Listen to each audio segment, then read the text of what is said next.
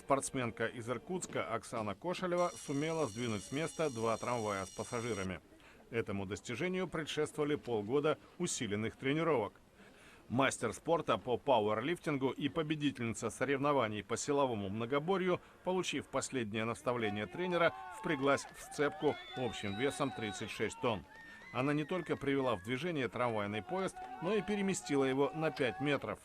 Дополнительная сложность заключалась в том, что все происходило в сильный мороз. Зря сомневалась. Да, немножечко было дело из-за мороза.